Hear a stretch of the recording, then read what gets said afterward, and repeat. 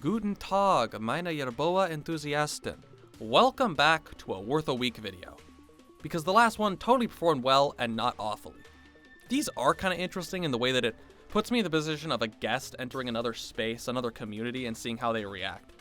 Now on day one for streaming of this, I got straight up racism dropped on me in chat, but I'll assume that's not indicative of the larger Starrail community. Anyways, I don't really have much more of an introduction. We'll do a short, 100% serious, absolutely no memes, japes, jokes, or jests summary of the story I got through in my week, or in this case, it was a little bit over a week play. Then get into what I actually thought about my experience. Oh, and most or all of the footage from the first world will have to be credited to whoever I can find with it, because I lost all of mine, which is a shame, because there were some funny bits lost along with it. Now then, welcome to Honkai Starrail, a Chinese knockoff of the critically acclaimed Wizard 101. Our story opens with a woman who speaks like she's been paid to dub a horny weeb comic and every Blue Archive fan's ideal woman. Before I get yelled at in the comments, I know she isn't a child. Silverwolf is just a 5'11" to Kafka's 6 feet. Anyways, they're on a spaceship looking for some ancient god's kidney stone called a Stellaron, which is then inserted into one of the two generic gray-haired anime protagonists. For our purpose, Kalis. Or as he's properly known, Roingus.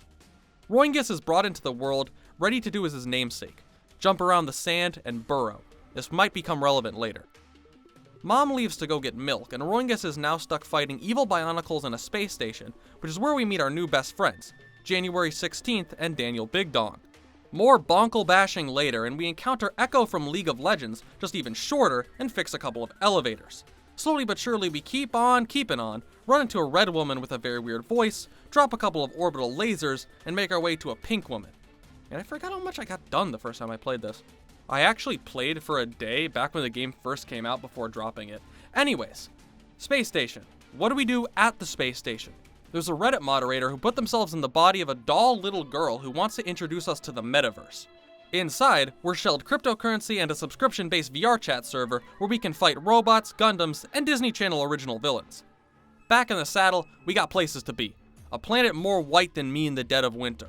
Welcome to something 6. It sucks. So does its capital, Belobog. After landing in the snow, Roingus knows he must attempt to find somewhere warm, as it is his natural habitat. After walking for a while, we encounter the man, the myth, the legend himself, Sampo Koski. Hey, yo, it's me, Sampo. I sell crack on 5th Street. Hey, gabagoo. Mihoyo may generally be pretty bad character writers, but funnily enough, they always nail at least one of the boys. He tells us about how we can totally trust him, and starts taking us to the city, before a man with such little melon and other Mihoyo characters are jealous, stops us, Sampo runs off, then Blonde Boy takes us actually into the city. I like the scale of it. Actually feels like a city, unlike Genshin Impact. Where we're introduced to the big boss. This is where supposed hag lovers will say, "Oh my god, I love older women." Meanwhile, she looks like the exact same age as her daughter. Her crushing Benadryl addiction causes the shadow people in her head to talk to her about the squad as she sends us off to Belobog's local Hampton affiliate. Before March can be harassed at the hotel, as many a woman have, things go awry. The feds are here, likely because of Roingus's meth lab. Upon realizing this, we add resisting arrest to whatever charges they were going to try to get us on, while we run off to this suspicious rift in reality located in the back streets. However, running is difficult when the meth is really starting to take effect, as our hero can no longer see reality. Thankfully, we're freed from the dimension of invisible geometry by Sampo Koski. Hey, it's me, Fat Sampo, here to save ya, capiche? We wake up in the underground and get told shit bad. Which, I mean, yeah, doesn't exactly scream high standard of living down here. It's revealed that the people above treat the underground the way boomers treat the younger generation. Because for them, houses could be purchased for 3 nose hairs and a used condom, so should they, no matter whether it's actually possible or not. We go beat up poor people being paid off by rich people for poor people who are paying us. So basically the average Twitter political discourse. After slapping around some minors like Mike Tyson at a Minecraft convention, we find a big fighting robot and a little girl. But unlike EDP, he's a responsible man who actually goes out to buy cupcakes for his child. Not, the other thing. He thinks we're no skill, no bitches, no money, no power frauds who can't change a goddamn thing. We end up back at the small Pennsylvanian mining town and go off to get drugs and bandages for the nurse. Oh yeah, and the rich girl and not so rich girl are also with us. But it turns out the rich girl is actually from the shitty place in a twist no one could have ever seen that is totally not contrived. She was from the underground. Whoa! After that shocking reveal, the next thing to do is slap around the leader of the robots and his big steel nuts. Only after they let us in, of course. But Mr. Svarog, it's Adam and Eve, not Adam and Steve.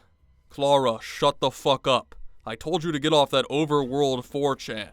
Who are these gooners? We take down Svarog and work to get Clara to give up her phone so we can try and get her off the internet.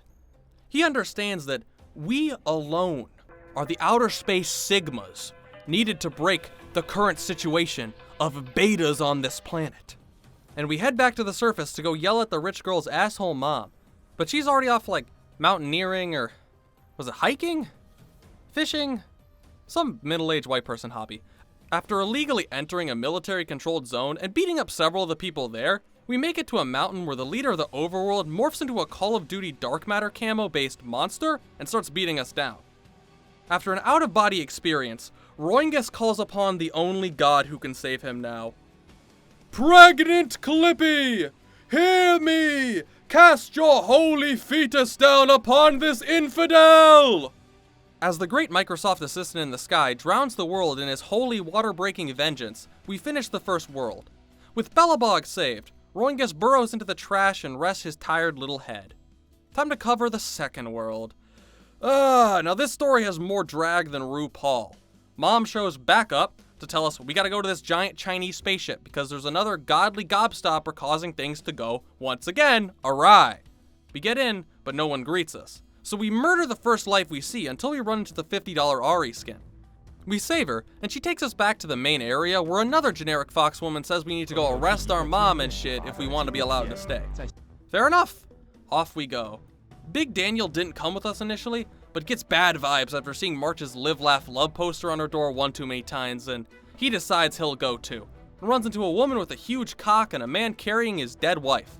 Back with the actual storyline, we chase the purple floozy down and hand her over to a 4'6" Chinese girl who is apparently one of the leaders of the country, who locks her into the all-seeing machine of divination, or whatever the fuck it's called, and reveals that Kafka is a serial gas station robber, NFT investor, loves dogs a little too much, and actually was legit about things going wild with the Lao Fu.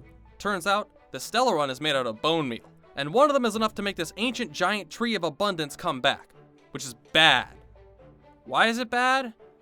I don't really know. Something about the, living forever, but they already live way too long. I thought that was because of the abundance, but then again, I was in a state in which I couldn't remember the previous sentence while reading, so that may be the reason. Anyways, we got some deforestation to do. So leveraging the power of the almighty bushfire, we throw some shrimp on the bobby and beat the life out of some floating blonde woman.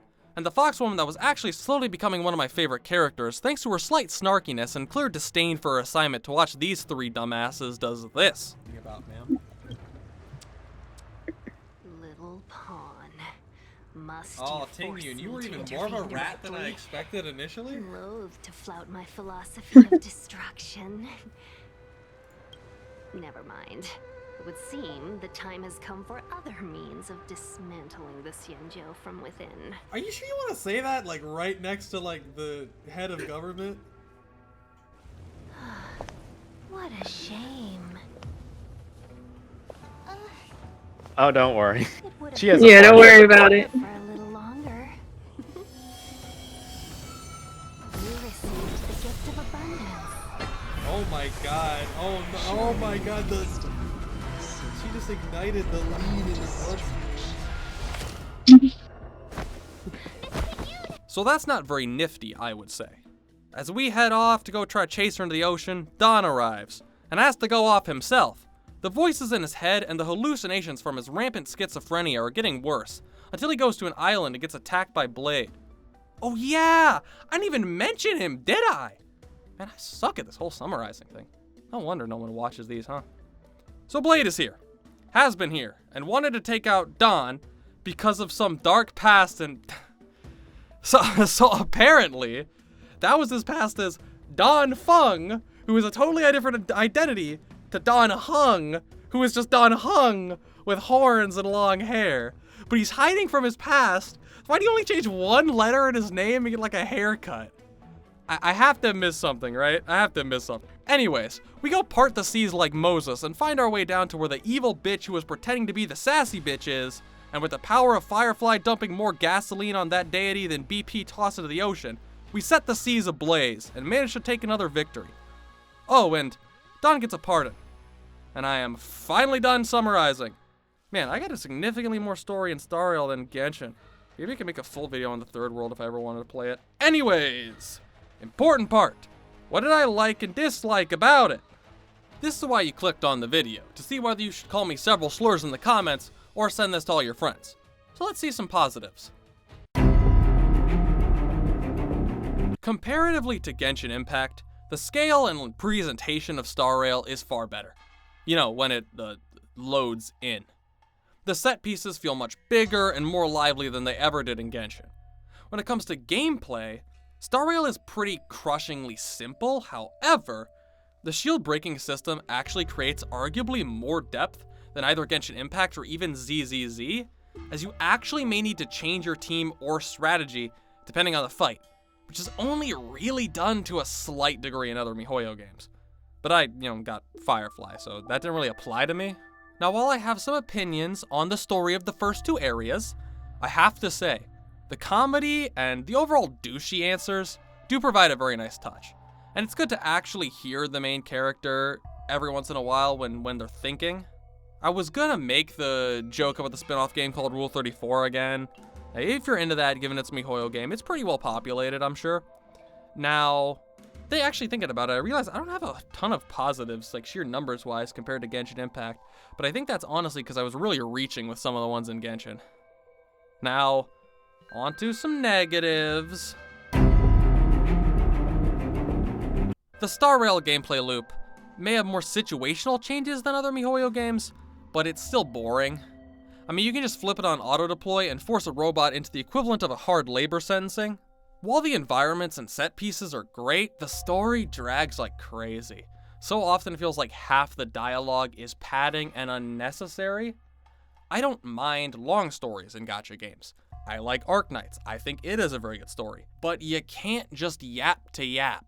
Now, combining the story's issues with the same lack of original animations Genshin Impact has, and things don't feel nearly as engaging as they could. I originally didn't really hold this against Genshin in its worth a week until I saw that ZZZ proved that mihoyo is very capable of uniquely animating characters, so they move with actual personality. Or even more stats and types when it comes to the Honkai Starrail artifacts, so you won't run into it so much in a week, but I double down on my warning from Genshin Impact. It's very annoying. The artifact system is very annoying, and it's encountered earlier, so I did run into it while playing for this video.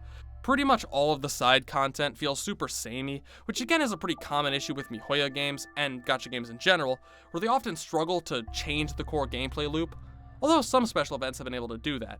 From what I experienced in HSR though, what you see from the very start is what you get until the very end.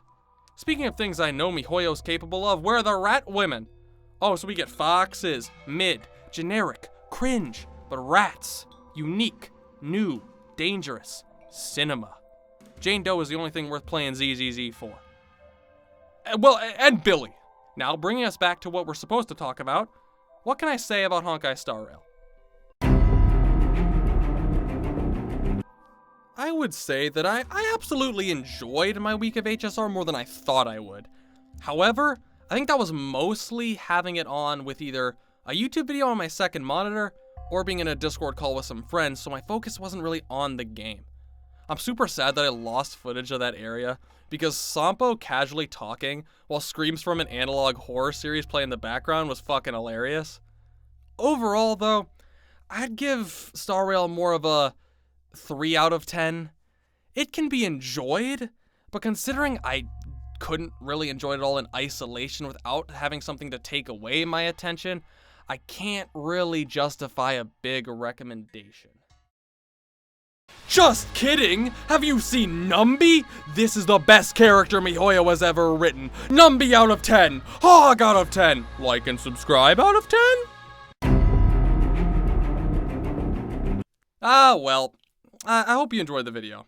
Sorry, HSR fans. I don't mean to dunk on you all, but it's just not really my thing.